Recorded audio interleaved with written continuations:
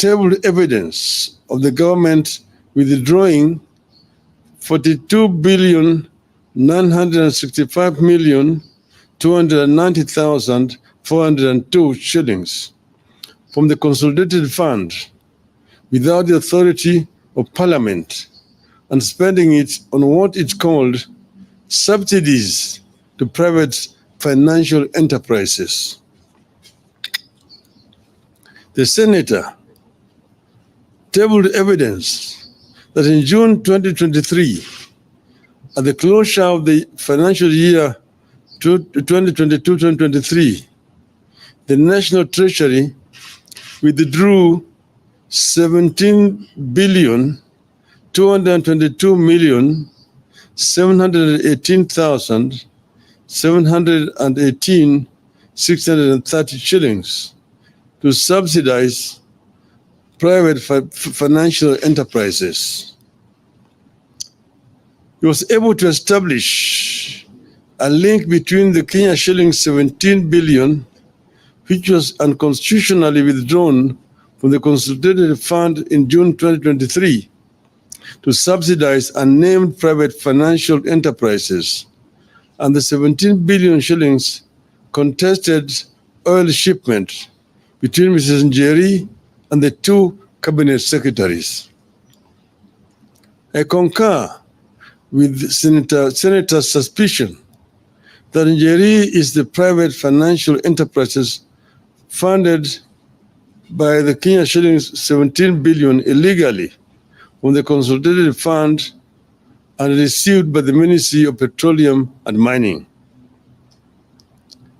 The CS for Energy and Petroleum, Mr. Chirchir, and National Treasury, CS, Njuguna Ndungu, have certainly committed criminal offenses, abused office, and gone against the Constitution.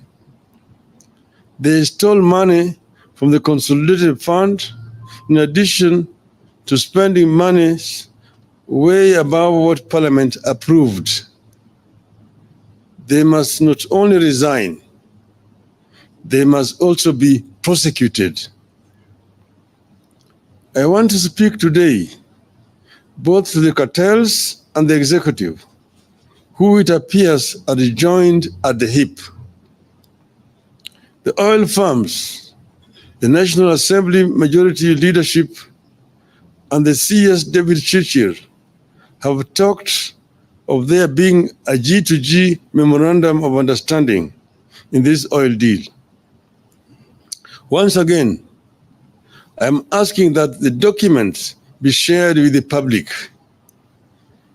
This must be documents signed by a representative of the government of the Kingdom of Saudi Arabia and the United Arab Emirates and the Republic of Kenya, not that of the Ministry of Energy and Petroleum and ADNOC Global Trading Limited or Emirates National Oil Company.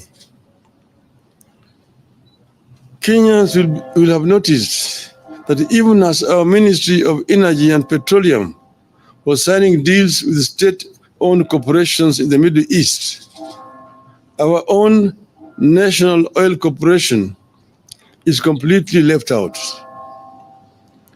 NOC has a legal mandate to participate in all aspects of the petroleum industry and is only owned by the government of Kenya through a joint ownership by the ministry responsible for the petroleum function. How does Chirchir explain the exclusion of this corporation in favor of private shady firms? If he was signing, he should have signed with the minister. Is equivalent on the other side. But those companies are the ones who should sign with the NOC, not the minister. We also know that for a ship to leave one port for another, loaded with goods, it has to get a letter from the Ministry of Energy and Petroleum indicating that the ship is authorized to carry and offload the cargo in Kenya. Who cleared the Njeri ship to travel to Kenya? How did it offload? Over the weekend, we were told that the deal has resulted in so-called structured sourcing of the dollar. If that is the case, why has the exchange rate not improved? How come it has not lowered the cost of oil? What benefits have the so-called structured sourcing of the dollar brought for Wananchi? We are being told that since the deal, you have stopped paying for oil in dollars. We believe that Kenyans don't care whether oil is paid for in dollars, shillings, or rupee.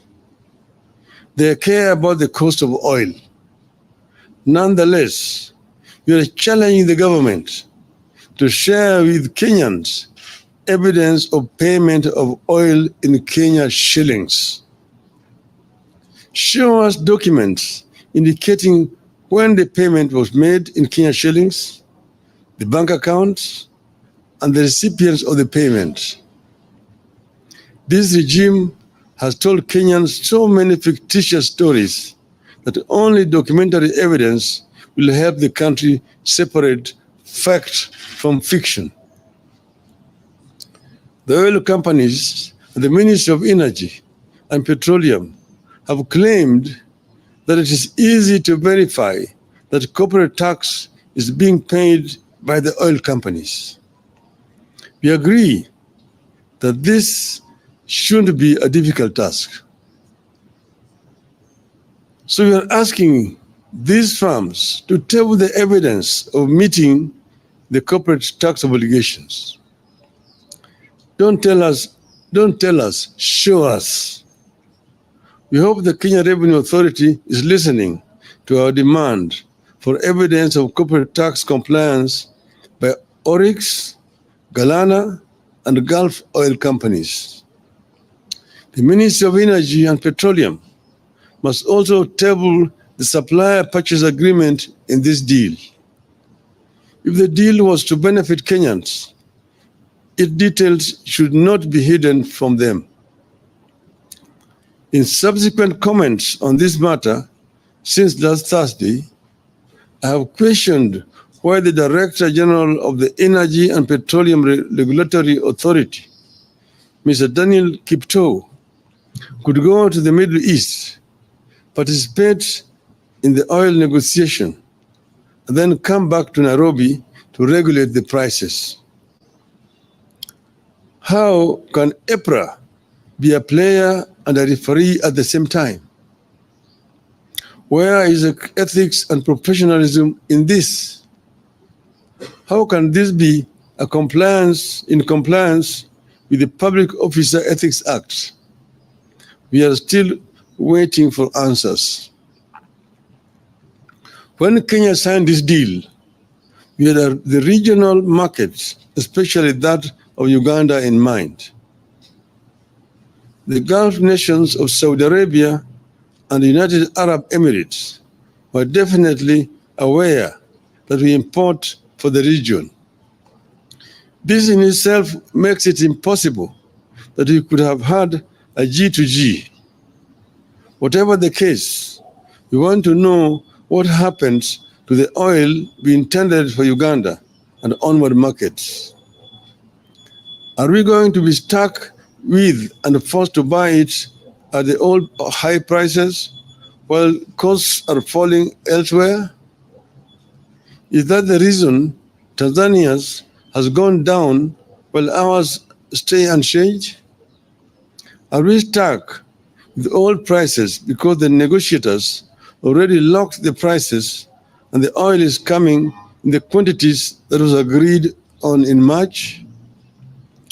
So many things still do not make sense, despite the massive space bought by the oil companies to explain themselves and the effort of the government to fool and confuse Kenyans.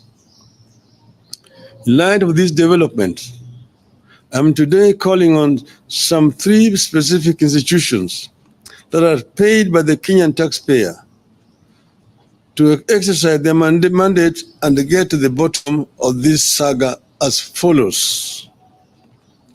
First, the Energy and Petroleum Regulatory Authority.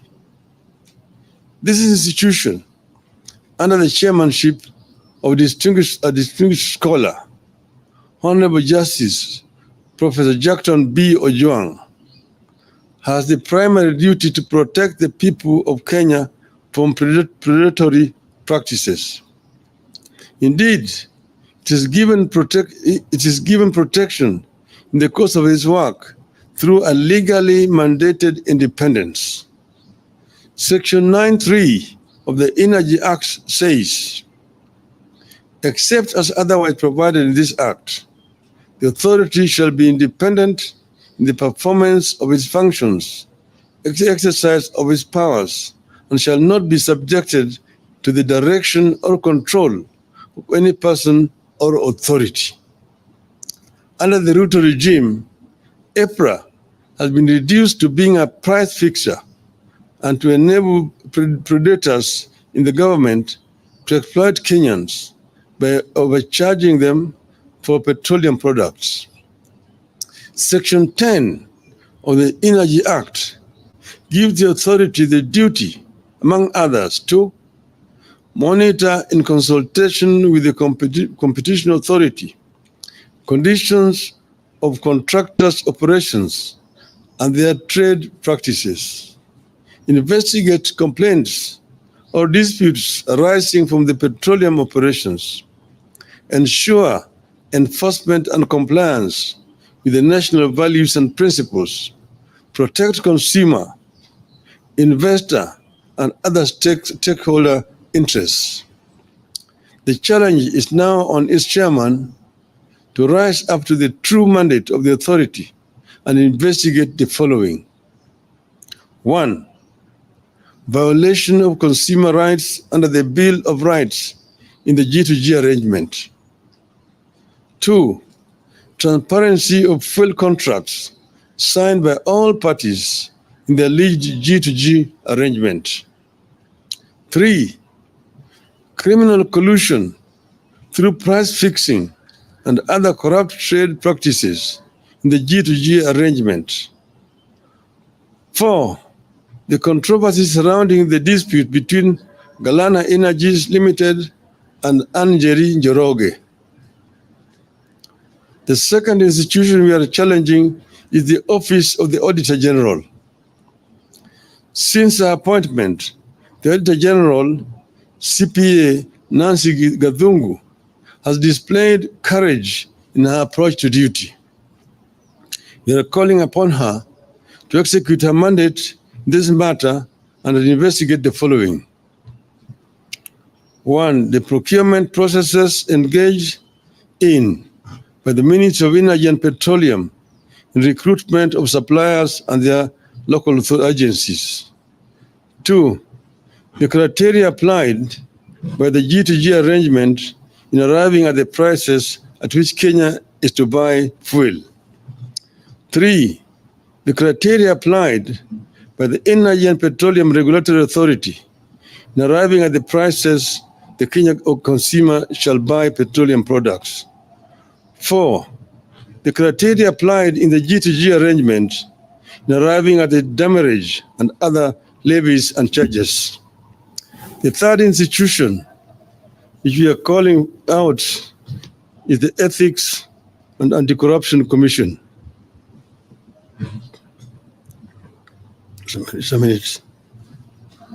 We take note that Chairman Bishop David Oginde and the Ethics and Anti-Corruption Commission have been silent about the goings on in the petroleum sector. Allegations of corruption have been made, but no investigations have begun.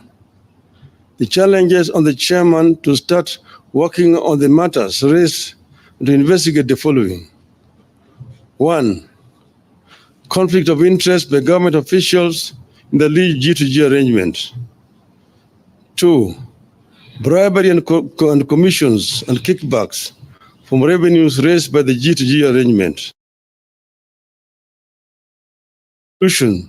Through price fixing and other corruption and violation of procurement local agencies. Once again, we reiterate that we stand by every word that we have said on this oil deal. We will not relent on this matter until the truth is known and punishment that fits the crime is meted out. In the meantime, heads must roll at the Energy Ministry and National Treasury. End of statement.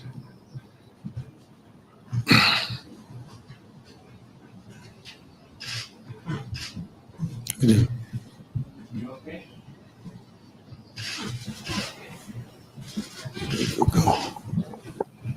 We can leave it there.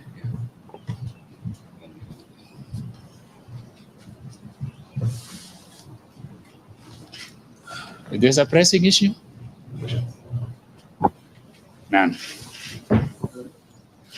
No question. There's no question. Satisfied. Letwa nchini itachangia kupunguza kwa bei ya mafuta. Kwa upande wako na matumaini kwamba bei hiyo itashushwa chini. Kisha cha pili, Rais pia amesema kwamba kama kuna ithibati kuhusiana na madai ambayo kwa sasa unaibua, weke wazi. Asante. Rais aliongea jana juu ya bei ya mafuta, lakini sisi tunaongea juu ya mafuta ambayo tayari iko hapa. Yeye mwenyewe anajua ati matangi zimejaa na mafuta kwa sababu Uganda imekataa kuchukua hiyo mafuta kwa sababu bei yake iko juu. Sasa hiyo mafuta ambayo nasema ni tayari iko hapa, tunasema bei itashuka chini. Sababu gani bei hiyo haishuki chini wakati huu? Mbona nangoja mpaka mwezi ujao? Haya yote katika hiyo statement ambayo mimi nimetoa, nimesema mambo mengi zaidi. Nimeongea juu ya vile hii mafuta yenyewe ilikuja hapa. Kwanza walisema, na hata yeye jana alikariri, ati hii ni serikali na serikali, yani G ni government to government. Lakini ile makaratasi ambayo nasema ziko hata mbele ya bunge, ni karatasi ambayo zimewekwa sahihi na bwana Chirchir kwa pande hii, lakini ngambo ile hakuna waziri kwa pande ile ambayo ameweka sahihi. Hiyo sio G2G. G2G must be government to government. Tumesema yeye ameweka sahihi na makampuni pale.